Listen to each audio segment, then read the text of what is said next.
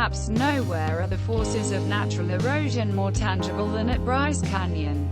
Its wilderness of phantom-like rock spires, or hoodoos, attracts more than 1 million visitors a year. Many descend on trails that give hikers and horseback riders a close look at the fluted walls and sculptured pinnacles. The park follows the edge of the Paunsaugunt Plateau. On the west are heavily forested tablelands more than 9,000 feet high, on the east the intricately carved breaks that drop 2,000 feet to the Paria Valley. Many ephemeral streams have eaten into the plateau, forming horseshoe-shaped bowls.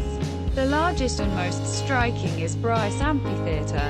Encompassing 6 square miles, it is the park's scenic heart. For masses of years water has carved, as it continues to, Bryce's rugged landscape. Water may split rock as it freezes and expands in cracks, a cyclic process that occurs some 200 times a year.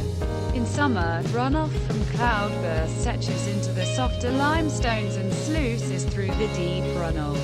In about 50 years the crescent rim will be cut back another foot. But there is more here than spectacular erosion.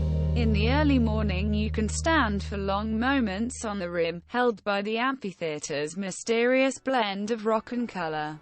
Warm yellows and oranges radiate from the deeply pigmented walls as scatterings of light illuminate the pale spires. There is a sense of place here that goes beyond rocks. Some local Paiute Indians explained it with a legend. Once there lived animal-like creatures that changed themselves into people. But they were bad. So Coyote turned them into rocks of various configurations. The spellbound creatures still huddle together here with faces painted just as they were before being turned to stone.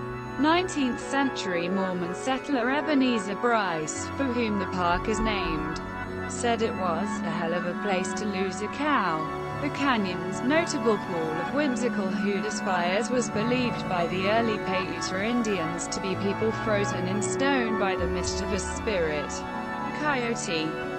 Early geologists feared the hoodoos would transform into humans.